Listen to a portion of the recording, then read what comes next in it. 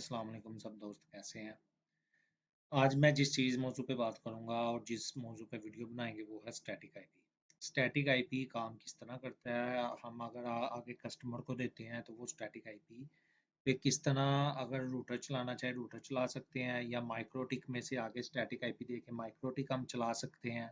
ये किस तरह वर्क करता है, किस तरह इस पे क्यूज़ लगाई जा सकती है, और इसमें और जो बातें होंगी वो वीडियो के साथ साथ हम देखेंगे, और मैं इसमें आपको क्या-क्या बता सकता हूँ।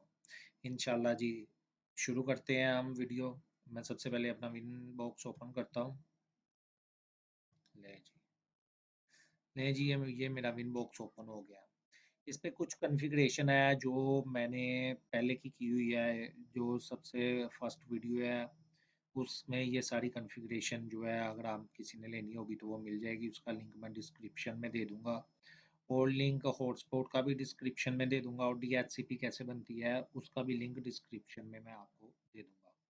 जी, हम सबसे पहले अब बात करते हैं स्टैटिक आईपी। स्टैटिक आईपी देने के लिए हमें सबसे पहले आईपी क्रिएट करना पड़ता है, बनाना पड़ता है।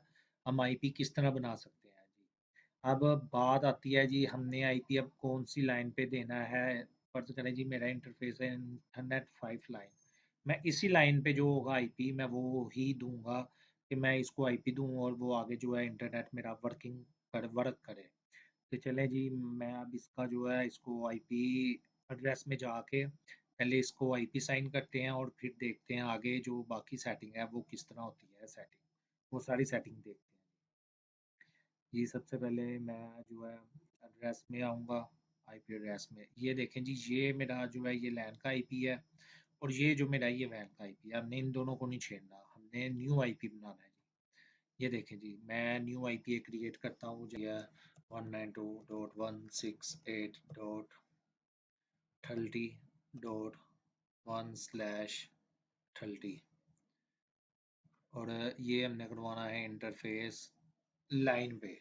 जो लाइन का होगा उसके ऊपर जो है ना, हमने ये स्टैटिक आईपी जो भी आप देंगे स्टैटिक आईपी चले, आप कहते हैं कि इसके अलावा मैं कोई और आईपी इसको दे देता हूँ, जैसे है 192 192 की क्लास में 50.50.1/30 हम इसको ना जो है वो आईपी एड्रेस दे देते हैं, ठीक है जी।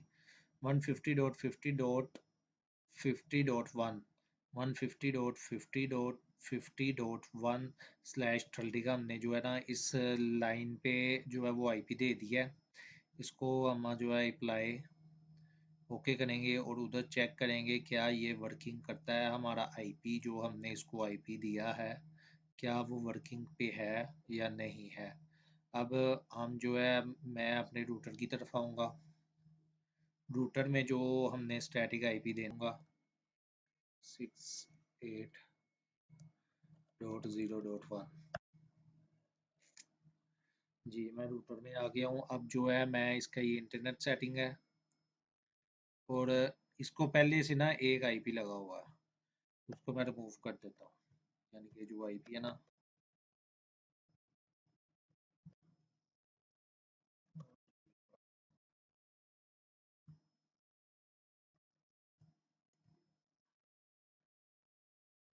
जी अब जो इधर है ना मैं आईपी लगा देता हूँ 150.50.50. उधर हमने 1 दिया था, इधर जो आईपी होगा वो 2 का होगा, ठीक है ना। उधर 1 था, जो इधर आईपी है वो 2 का होगा, और सबनेट मार्क्स जो है इधर 252 होगा। /30 का आईपी था 252। अब इधर जो आईपी होगा वो जो हमारा गेटवे होगा 1, क्योंकि उधर हमने 150.50.1/30 आईपी दी है। तो इधर जो आईपी होगा 150.50.50.1 हमारा जो है वो गेटवे होगा जी। ये जो है पहले से लगे हुए थे 8.8 वाले, और ये इसको मैं जो है ना ओके करता हूँ, और चेक करता हूँ कि क्या ये वर्किंग। देखें जी, उसने देखा इंटरनेट वो चल चुका है। अब हम इस पे आगे देखते हैं। ये देखिए जी, हमारा जो इंटरनेट है वो वर्किंग पे आ गया, और ये अभी अनलिमिटेड है।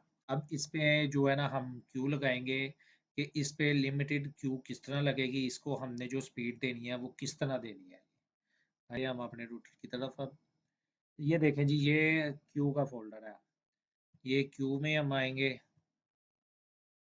और इधर से ये जो हमने क्रिएट करनी है क्यू, वो क्यू बनाएंगे जिस तरह मैं पीसी 10 की बना देता हूँ जी। मुझे पीसी 10 में ये आईपी चाहिए और ये जो है वो स्पीड इतनी चाहिए, वो होगा 150.50.50.2।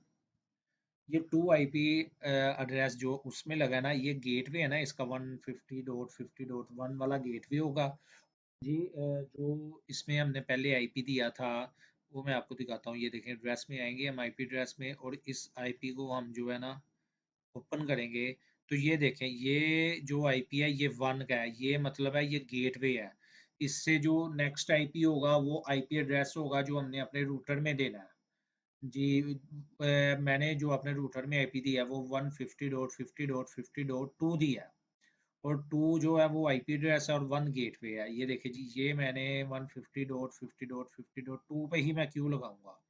मैं जैसे अनलिमिटेड में आऊँगा और मुझे जो इधर स्पीड चाहिए वो चाहिए मुझे 15 MB या 20 MB। चले मैं कहता हूँ जी मुझे 20 MB चाहिए, मैं इधर 20 MB अपलोड और 20 MB ही मुझे डाउनलोड चाहिए। कुछ लोग होते हैं वो कहते हैं कि जी इधर जो स्पीड की लिमिट है वो 10 MB से ऊपर नहीं है, 10 MB दिख रहा है, हम किस तरह इसको ज़्यादा करेंगे। ये देखें जी, हम 10 M पे क्लिक करके इसको इधर से 20 M कर लेंगे जी। ये देखें, ये 20 M अपलोड हो गया और 20 M ही डाउनलोड हो गया। हम इसको अप्लाई करते हैं, ओके करते हैं, और अब जो है हम इसकी देखेंगे ये ट्रैफिक चलना स्टार्ट हो जाएगी। ये देखें, ये ट्रैफिक पे आ गया, उस आईपी की ट्रैफिक जो है वो स्टार्ट हो गई है।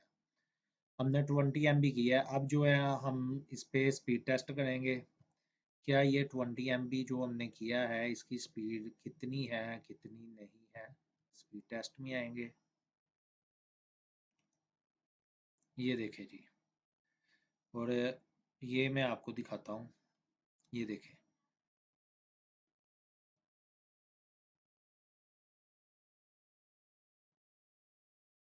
ये देखें जी, ये ट्रैफिक जो है ये ट्रैफिक निकल रही है 20 MB की जो हमने दी है। 18 MB उसकी स्पीड है, और ये अपलोड जो है उसने स्टार्ट कर दिया है। ये देखिए जी, अपलोड भी 20 MB दिखकर जा रहा है।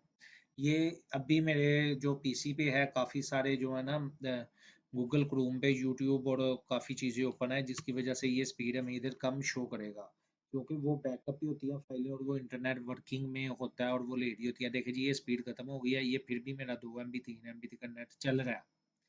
ये देखें, तो ये जो हमने क्यू लगाई है ये काम 100% काम कर रही है ये क्यू जी। हम इसको ओके करते हैं।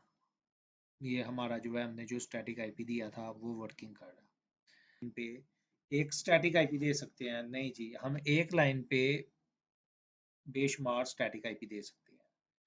यानी कि अगर हम एक लाइन है तो हम उस पे चाहते हैं कि जी मेरे पास 100 यूज़र है और मैंने 100 यानी कि 100 यूज़र है और मैंने 100 यूज़र को ही स्टैटिक आईपी देना है, तो वो हम एक लाइन पे स्टैटिक आईपी 100 यूज़र को दे सकते हैं। इसमें कोई प्रॉब्लम की बात नहीं है। आईपी की आपको उसकी जो कोडिंग है और उसकी आईपी की वो क्लास के बारे में पता होना चाहिए, फिर आप जो है स्टैटिक आईपी आसानी हर किसी को साइन करा सकते हैं और दे सकते हैं, और उस आईपी पे आप अपना नाम लिख सकते हैं, यानी कि जिस कस्टमर को हमने वो आईपी दिया है उस आईपी पे हम उसका नाम लिख सकते हैं जी। जिस तरह मैंने आपको ट्रिपल पीओई में बताया था कि उसमें यूज़र बनता है, यूज़र बना के तो फिर हम जो है ना उस यूज़र को उसमें डायल कर सकते हैं अपने पीसी में या लैपटॉप में।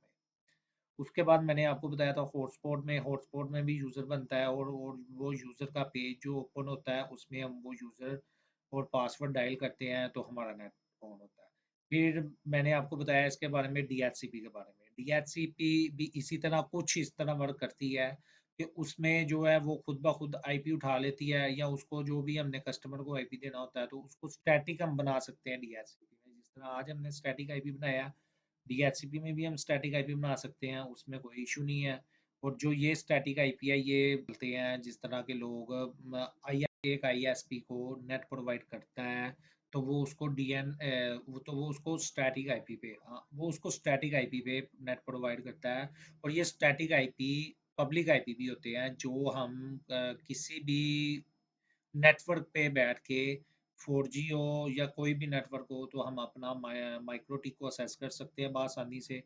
और उस पे वो पब्लिक आईपी होते हैं, जो अगर आप बड़े आईएसपी से लेते हैं जी, उनको कहते हैं हमें पब्लिक आईपी दें, हमें पब्लिक आईपी चाहिए, तो हमें प्राइवेट आईपी नहीं चाहिए। वो पब्लिक आईपी आपको देंगे, और वो आईपी आपका जो रूट होगा वो पब्लिक आईपी के थ्रू रूट होगा, कि आप उस पे काम कर सकते हैं, उस पे आप मीडिया सर्वर बना सकते हैं, और वो पब्लिक के तौर पर आईपी के तौर पर आप बाहर निकाल सकते हैं।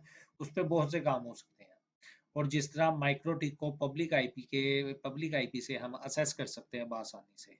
और ये इसमें जो स्टैटिक आईपी है, स्टैटिक आईपी में अगर आपका ट्रिपल पीओ का यूज़र बार-बार डिस्कनेक्ट हो रहा है, स्टैटिक आईपी डिस्कनेक्ट नहीं होता। और इसमें बहुत से इश्यूज़ कम होते हैं, जिस तरह ट्रिपल पीओ में थोड़े बहुत इश्यूज़ आते हैं, स्टैटिक आईपी में इश्यूज़ नहीं आते। ये बहुत ही अच्छा वर्क करता है।